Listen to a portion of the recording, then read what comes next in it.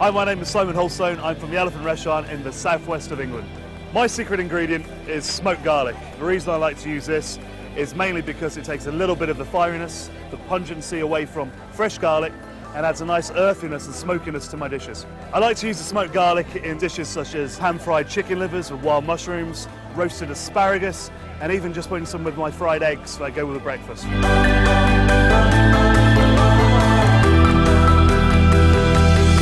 Smoking.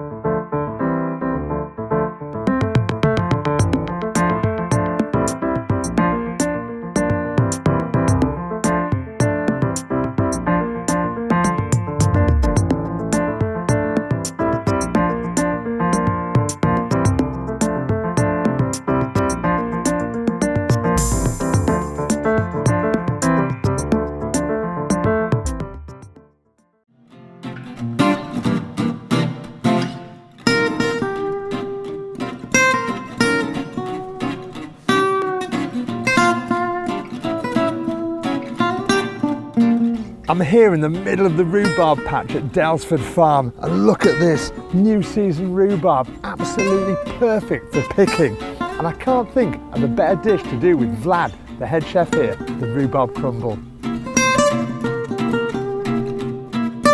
Right, Ruby. Okay, thank you very much for bringing. Technical name. Thank you for bringing this over to us. And we're going to macerate, okay? You heard about maceration? Oh yes, I've heard about maceration. Maceration is a technique. Flavour infusion, softening things up. So what's going to happen is that the sugar that we're going to put here not only is going to balance up the acidity of the rhubarb, but also is going to penetrate through the tissue of the rhubarb and start drawing the moisture out. I got unsprayed lemon here. It's got that intense citrus flavour to it. Perfect, you know, and you don't want to go too deep because that white there will be a bit too bitter. Yeah. So just like that, get some ginger there as well. Ginger and rhubarb, I mean, that's a great combination that we brought from the Empire. Oh, beautiful. So over here, just literally, just toss that onto that sugar, that lemon, that ginger, and we're going to leave that to macerate for a good half an hour, and eventually that sugar will bring off a lot of the moisture out. It's cooking without heat essentially, isn't it? Very much so. Yeah. Okay. Right, Richard, let's have a look at this, man. As you can see, it's been about half an hour there, and you can see a lot of this actually moisture that was once inside of the rhubarb has now come out. So bring that onto a simmering point. So again, things like these induction, she's like that. Yeah. I like it when it's like that. Yeah, it's responsive, man.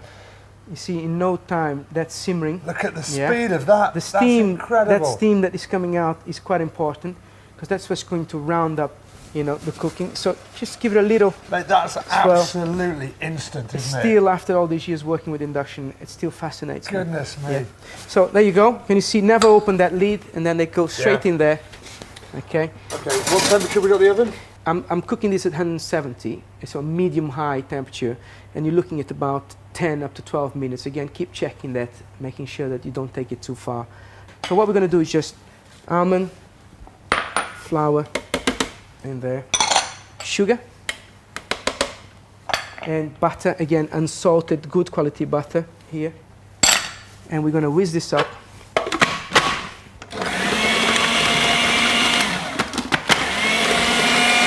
Give it a little shimmy.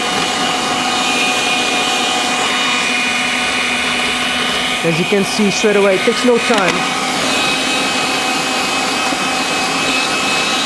Always shows in charge, yeah? It'd be really tough to get it that even with just your fingers. I've tried it. I mean, there's some sort of satisfaction that comes out of it when you do it by hand. But if you want to achieve, one, consistency, two, making sure that, like you just said, the butter gets so even spread, you know, nothing can beat, you know, the speed of that blade, you know. As you can see, you've got it all pretty much evenly distributed. Now we're going to finish up these almonds. Just give it a little, you know. And again, I love that contrast of having the flaked almonds in with the Going to bring ground texture. almonds. It's going to bring, you know, layers. You know, when you're eating something, you're going to have, wow, what's this going on here? Complexity to the dish. Yeah. It's great. So, straight in the oven, like that. Okay, and you're looking at about 7 minutes to start. Keep stirring it until you get that lovely golden brown color, and then just assemble the dish. Richard, I think this is done, man. Okay. As you can see, Oh, it smells good. yeah, Yeah, that crumble. it's the richness, that buttery, Oh, yeah. fudgy taste and smell that it comes through. And you see the beauty of this, perfectly, you know, again that color, you know that the butter has been evenly distributed, Yeah. and you can actually do this in advance and store it, yeah, and course. assemble it on the day. Yeah. That's the beauty of it. Then, looking at our rhubarb, okay, as you can see, it's literally cooked, but still holds the shape. Beautiful. Yeah. So very simply, what we're going to do with this, just scatter this onto a plate. Because then what we're going to have here is that acidity plus the sweetness from that crumble. And I think I've got a surprise result here Have you? for us. Yeah, Well, it's just classic combination of flavours here, isn't very it? much. It's that ginger, it's the lemon, it's the rhubarb, the sugar, the sweetness, the acidity, There you go. There you the go. almonds. And then to top this up, again, you're going to have, so I love it. the way I like to do these is, you know, put pretty much the same amount of crumble and get some lovely vanilla bean ice cream from our And look at the farm. and you know that's great ice cream when you can see those little vanilla seeds going through it as well. Very much so. Oh yes. And then just literally get a good old, you know, scoop of that on the top. Okay. And for me, that's spring on a plate. Mate, that is absolutely fantastic. And don't forget, you can see all these recipes and more on the AEG website.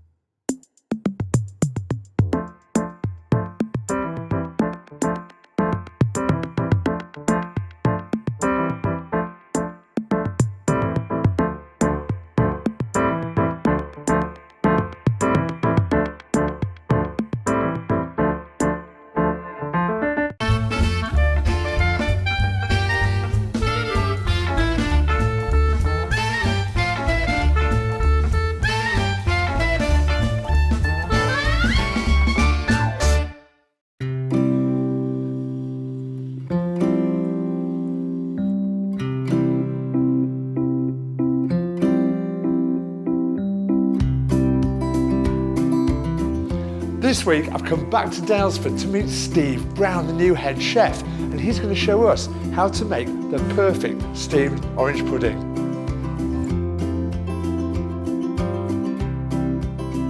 So what are we going to do today? We're going to make a little kind of steamed orange pudding, and a kind of marmalade pudding, if you will. We're going to use these steam ovens. We find them kind of much easier, the AEG steam ovens, than kind of balancing pots and pans with steam and lids and everything. We're going to make a little orange syrup with some brown sugar and some oranges. We're going to make a sponge mixture. We're going to pop it all together, and then we're going to stick it in the oven. Fantastic, right, well fire away, what's the first step? Super. Well, we're going to zest 2 oranges. I've got the zest of 1 in here already. And then we're just going to finish this other one off. You don't want to remove any of that kind of pith. You just want to take away the orange zest. And when you get underneath to this white, then that's when you want to stop. Yeah, it's a bit bitter, isn't it, if you get... That's absolutely right, yeah. So we're going to cut this orange in half and just pop the juice through a Now, little. while you do that, I've noticed you've got the oven on here, preheating. That's right. These get up to temperature pretty quickly, don't they? Very quickly, yeah. No, I find that a real benefit in the odd occasion where we maybe forget to switch something on for the customers. Then we can rush around and we can get everything heated up very quickly. So this is on 100% kind of steam with a little bit of a fan just to circulate it. So in that case, we're going to pop the juice of one of these oranges. Don't worry, they're all going into the same place, into the pan. This is set on our induction stove. I'm just going to kind of bring this up quite gently, together with a little touch of brown sugar. When you're using sugar for these recipes, brown sugar is always the kind of best, always tends to work very, very well with oranges, with that kind of caramelly flavour. And what we're looking to do is we're looking to dissolve the sugar into the orange juice to make a simple syrup. And whilst we're waiting for that to happen, so we've got that set on number 8, so it's not boiling too quickly, it's just going to come up gently to heat and dissolve the sugar. Then we can make our sponge pudding mixture. Fabulous. So what we're going to do is we're going to take the butter. So the butter's been softened ever so slightly, just at kind of room temperature, and then we're going to pop through this golden castor sugar. And just because you're baking it doesn't mean to say that you should use cheaper ingredients. It applies just as much to baking as it does to meat and fish, about getting the quality of eggs, butter, sugar. I think that it's almost impossible to cook good food without good ingredients, and that doesn't matter. I mean, although people select sometimes that they particularly want to buy great fruit and veg, or they particularly want to buy great meat, I know that not everybody's in the position to buy great everything, but I really do think that in particular things like butter and the key ingredients like your oranges, like your eggs, all of these things make a kind of massive difference to whatever recipe it is you're cooking. So this is what we call creaming the butter and sugar together. It is, Richard, yeah. So what I'm doing here is I'm using a kind of a spatula with a little bit of flex. I am actually going to come on to use a wooden spoon, but I find that something like this just allows me, sometimes with a wooden spoon you're kind of chasing the butter and the sugar around. So here I can use this just to press it out a little bit. Sometimes people would just do it with a tablespoon or something. And then what we can do is we can just knock off any excess, make sure that we've got everything in the bowl, and then we can transfer that across to a wooden spoon. And usually you're just trying to kind of beat this, get it nice and pale and light. Becomes a lot smoother, you know, and this is the part of your recipe really, as well as sifting the flour, where you can really get a lot of air into it. They often say that, you know, sponges need to be light and fluffy and airy, and this is the area that you can really kind of start to lift in a little bit of that air together with the sifting of the flour, as I say. So that's creamed together nicely. That's creamed together. So we have the zest of the 2 oranges. We have the remaining juice, and then I'm going to just stir this in gently, and you're really just bringing this together. And again, when you're trying to incorporate this, you want to just be quite gentle, and it'll just take a little bit of the juice, little by little. Now this is the reason that I wanted to do this recipe is it's very kind of flexible as well, you know, in that if you wanted to do something with lemons perhaps, you know, then it would work out kind of just as well. I'm going to crack my little blue leg bar egg. And then what I'm going to do is I'm just going to give that a little bit of a beat together. Just makes it a little bit easier to incorporate. They've got lovely coloured yolks, haven't they? They're beautiful. I mean, if you look at this, you know, the quality of an egg is all to do with the diet of the chicken, and you know, and also our chickens have a nice life outside. They enjoy roaming free, should I say. Now I'm going to add a little bit of flour, and then that's going to bring this mixture together. So essentially this recipe just comes together in 2 parts, in that here we have the sponge, here we have the syrup. I'm just going to take the syrup off, or in fact I can just switch it off here. And you can see that's turned just a lovely kind of golden colour. All of the sugar is dissolved. I can see that because it's clear, there's no grains. And then we're just going to keep on adding 1 spoonful of flour and a little bit of egg. And then we're just going to end up creating a lovely kind of smooth sponge batter. And this, adding a little bit at a time, contributes, I guess, to the lightness of the pudding at the end. Yeah, just when you add all of your when you add all of your egg at once, sometimes I feel that it kind of splits the mixture a little bit. So I think that just adding them gradually together with a little spoonful of egg and then a little spoonful of flour just makes a real difference. So now we've got our nice smooth sponge batter. Thank you very much. And we've also got our orange syrup. So we're going to pop a little bit of the orange syrup into the bottom of this basin. I always tend to work with dessert spoons as opposed to wooden spoons. You know, often people are kind of spooning things out with whisks and wooden spoons and everything, whereas I quite like to just use a dessert spoon. I think it just gives you a little bit more precision. And then what you'll see is that orange syrup just rises up the sides, and that is no problem whatsoever. It's just a little bit of displacement. Okay, and then we just make sure that Will that syrup help glaze? Will it glaze at all at the side? it will, yeah, not so much at the sides, but certainly on the top. Yeah. Okay, and then we just pop that in there. And you can just smooth it out ever so slightly. Doesn't really particularly matter. I don't need to cook that. I'll just have that like it is. Well, you can dip your finger in if you like. Now, it comes to actually steaming this. So obviously the difference between a baked sponge and a steamed sponge is this lovely kind of gooiness and this almost this kind of stickiness that helps, kind of comes from the oranges as well as coming from the style in which we cook it. So this recipe can still be used as a normal sponge that you could bake, although of course when it's in the pudding bowl with the syrup and things, then you're best advised to steam it. So we're going to take a little bit of paper, which we have underneath here. So this is some greaseproof paper. And I think I also have, by chance, an elastic band in my pocket. So it actually helps you if you wet this slightly, because then the greaseproof paper becomes more pliable, so you can see the difference between this being quite crispy and this being really kind of soft. And it means that when you come to pop this over here, just make sure that it's wrapped nice and tightly, and sometimes this can be a little bit tricky to get the band on first time. Just make sure it's nice and tight. And then what's going to happen is we're going to open the steam oven here. Stand back for safety. Yeah. That's definitely a steam oven. Certainly But the point is, I mean, steam is just one element of the oven. You can operate this as a conventional oven. Yeah, of course. I mean, we have these ovens, and sometimes they have 15 settings on them. So sometimes we set them to steam, which we do often here at Daylesford, or equally sometimes we just use any of the other kind of settings. So it's an ideal oven. I feel that if you're only buying, we're very, very fortunate here to have, well, actually we have 3 ovens on my station. But even if I were to have only this oven, it acts as an oven for anything really. So we're going to pop the pudding into the oven to steam for 45 minutes. Pudding has had 45 minutes now at steam, so watch yourself as we open this door.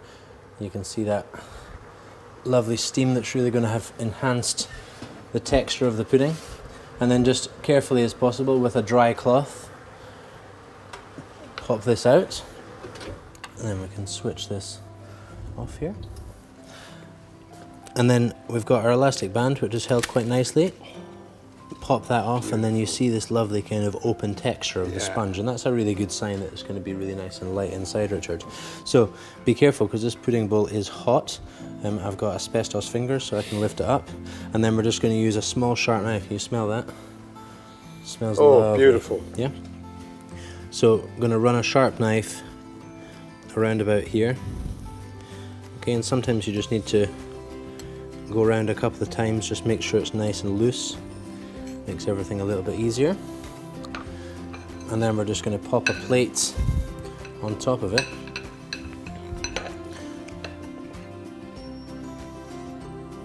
Oh, hello. So it's just better to use a little plate to transfer it onto in the first instance. That means that, you know, if you do make a bit of a mess, then it's not on here. But I am going to transport it into a bowl, and it's light as a feather.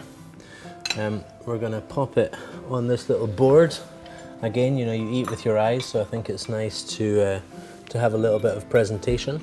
And then what we're going to do is, in the jug we have some double cream, some pouring cream, even some single cream if you were watching your waistline. And then we're going to pour that right over the top. Fantastic, Steve.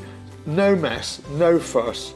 It's what I call clean cooking, and fantastic steamed pudding in 45 minutes. Certainly, delighted. Amazing. Let's eat. I think we should.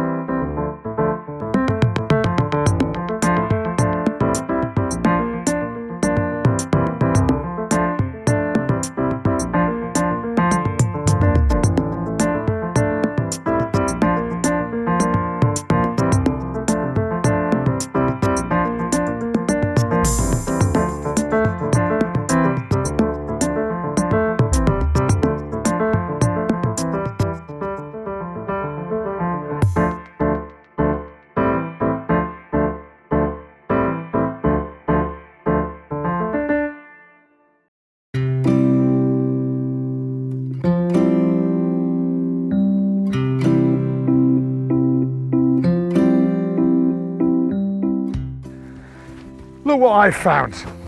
Lettuce Central, fantastic. Now I'm not peeling all this back, but trust me, there's 4,000 of these heads here and 10 varieties.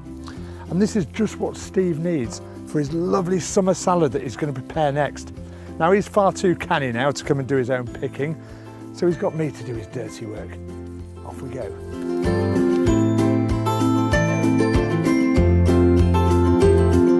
So the first thing that we're going to do is char grill these beautiful peaches. So these are a real taste of summer. We love when they come into the shop at Daylesford. And we're just going to give these a little bit colour. Just going to start to release some of that flavour. And whilst they're charring, you could even do this in a little pan, a little saucepan or something. You don't need to necessarily have this char grill plate. You could even do it on the barbecue. At the same time, we're going to take some of these cashew nuts and we're going to toast them in this pan. And the reason that we're toasting the cashew nuts and the reason that we're charring these peaches is just to really develop that flavour. So we don't need any oil in this pan, no butter, no fat. We just need a dry pan, and then we're just going to toast these cashew nuts over a kind of moderate heat, number 8 on the induction, until they just start to get a nice kind of golden colour. So in here we've got some salad leaves, we've got some Parma ham that I'm going to break up. Now I don't want this to be two small pieces, I want them to be fairly chunky. And we've also got some goat's cheese. So I'm just going to break this goat's cheese up just into nice thick pieces. So we're going to turn these peaches over, and you can see that they've got a nice coloration from that char grill plate. And that's really going to help to caramelize some of the natural sugars and really make them nice and sweet. So the cashew nuts are toasted and we've just added them into the salad here. Our peaches as well, they're still on. I'm going to turn those down a little bit and just keep them there. So the last thing that we need to do is make this dressing. Now these dressings are super because you can just keep them in a little jar in the fridge and they'll be really useful for kind of any salad. It's not specific to this salad. So let's take our teaspoonful of Dijon mustard. You can use English mustard, but I find Dijon mustard just that little bit softer, not quite as harsh. So we're going to add this honey into the Dijon mustard. Okay, so in with our cider vinegar, and then we're going to give all of this a good mix around. It's 1 part vinegar to 4 parts of extra virgin olive oil. Okay, and that's a good proportion to know. So once that's been added, we're just going to bring it all together. Going to give it a little taste. Lovely. I'm going to season it, some salt and some pepper. Okay, now to finish the salad. We've got our goat's cheese, our Parma ham, our cashew nuts, our leaves. We've got our peaches. I'm going to pop these peaches in here. And they're nice and warm, which is going to really, really help the salad as well. We're going to take a spoonful of this dressing now. This wants to be done at the very last minute.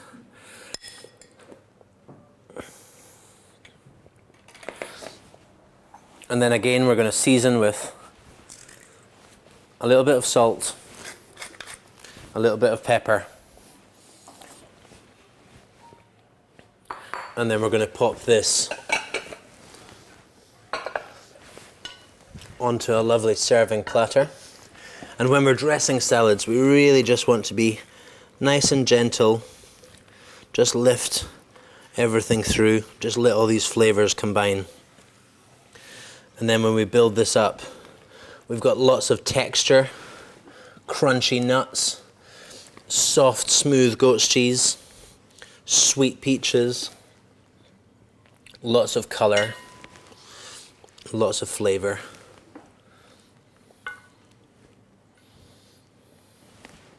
And then we really want to make sure that we can see everything as well. We can see that goat's cheese, we can see those peaches. So we'll stack that up. And then we're just going to finish that with a spoonful of the dressing. There we go, a perfect summer salad.